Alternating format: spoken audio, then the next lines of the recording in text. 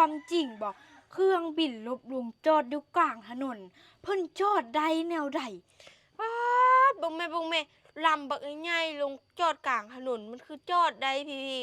แม่นเพิ่นลงจอดได้จังไดลำบักใหญ่ๆน่ะป๊า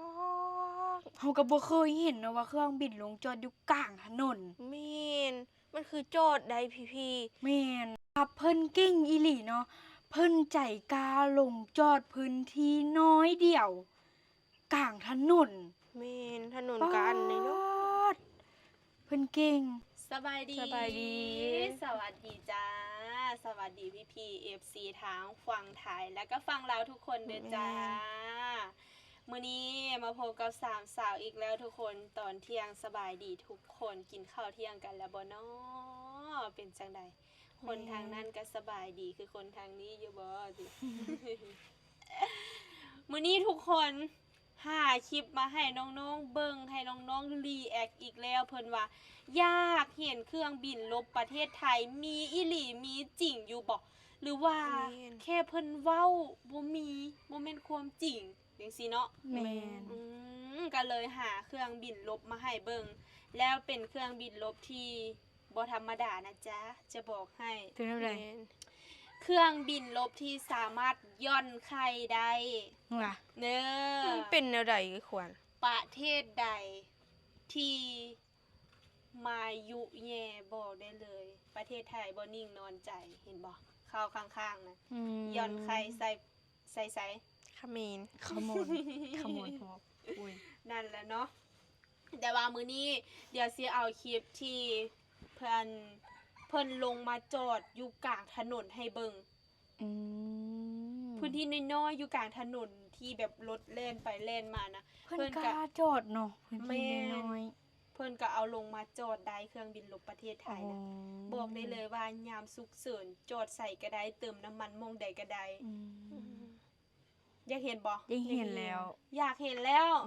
พร้อมแล้วแม่นบ่พร้อมแล้วโอเคทุกคนมาเบิ่งรีแอคของสองสาวกันเลยว่าจะเป็นจังไดเมื่อเห็นเครื่องบินลบ F16 ครั้งแรกบ่แม่นไปติดตามรีแอคกันเลยพื้นทางหลวงนี่ป๊าดใช้คลิปเพ่นรุ่นใหม่ล่าสุดอย่าง EF ในอนาคตถ้าผ่านงบประมาณในการสั่งลำใหญ่เนาะเพิ่นสามารถลงจอดในพื้นที่น้อยๆได้จังได๋เพิ่นเก่งเนาะโอ้โหล้อเล่นนะครับเพราะว่าจริงๆแล้วถึงจะพูดว่ามันทำได้แต่ว่ามันมีเงื่อนไขหลายอย่างที่ต้องใส่ใจไม่ว่าจะเป็นความนี่มาแล้วระยะการขึ้นบินโดยปกติแล้วรันเวย์หรือว่าเครื่องใหญ่เนาะมีนความยาวประมาณคุณขับเพิ่นกระใจกล้าเฮงแม่นพื้นที่น้อยๆเพิ่นก็ลงมาจอดได้เพิ่นกล้าลงมาจอดได้ก็จะตกเป็นหนึ่งในเป้าหมายสำคัญอันหนึ่งครับที่ถูกทำลายเพื่อให้อีกฝ่ายไม่สามารถตีกลับได้ดังนั้นมันเลยเป็นก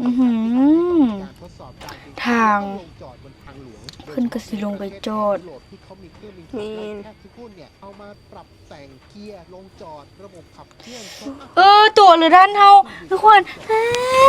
และคำถามต่อมาเจ็บป่ะพี่คิดกันเลยแล้วแต่รุ่นเลยนี่คุณเก่งปะนี่คุณบอกแม่นเพิ่นเก่งเนาะเครื่องบักใหญ่ๆสามารถลงจอดในพื้นที่น้อยได้นี่เพิ่นกำลังขึ้นบัดนี้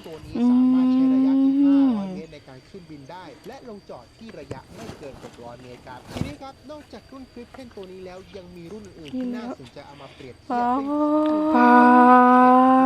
บยกตัวอย่างเช่นคือไม่ใหญ่แท้ทุกคนนี่จากอเมริกาเขามีระยะขึ้นบินและลงจอด800เมตรครับตัวต่อมาครับเป็นนิโคยันโจโรวิชขึ้นบินนะป้าโถเขามีระยะขึ้นบิน600เมตรลงจอด600เมตรกันกลับไปที่ฝั่งของอเมริกากับตัว FA18 เพิ่นบึ้งป้าเพิ่นบินนำเหือบ่สั้นมากครับ300เมตรเท่านั้นข้ามมาตัวเจเนอเรชั่นที่5ล่าสุดของรัสเซียอย่างซูคอยซู57เฟรอนตัวนี้มีระยะ300เมตร ระยะลงจอดที่ 330 เมตรครับกลับไปที่ฝั่งอเมริกาอีกครั้งกับ Boeing F-15E Strike Eagle ครับตัวนี้มีทั้งในอเมริกา ไงเนอะ ชั้นนำทั่วโล แม่ ก น รวมถึงใกล้บ้านเราอย่างสิงคโปร์ก็มีตัวนี้ระยะขึ้นบิน300 เมตร ระยะลงจอด 450 เมตรครับปิดท้ายกันที่เฉิงตู J-10 หรือว่า J10 ขณะเครื่องบิน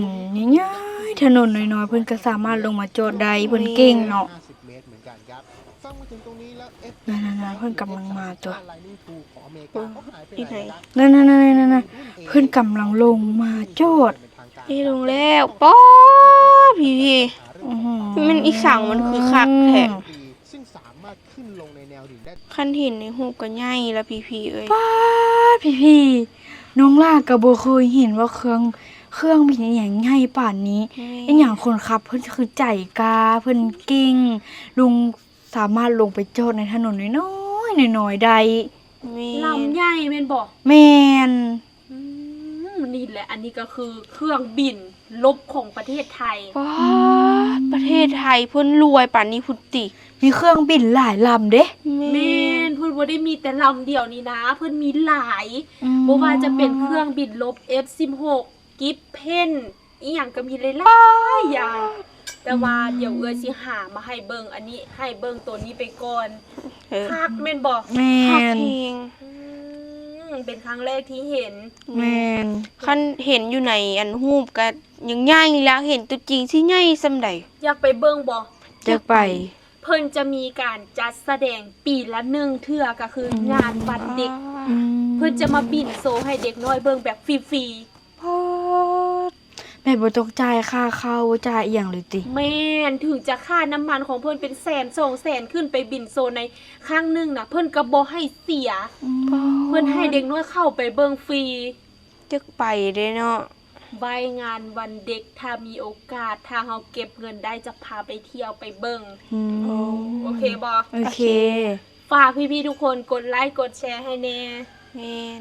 ฝากพี่ๆ FC กดไลค์กดแชร์เป็นกำลังใจให้น้องลากับน้องน้ำตาลหน่อยเด้อ คลิปนี้พวกเรา2 คนก็ขอตัวลาไปก่อน บ๊ายบาย จิบแค่นะ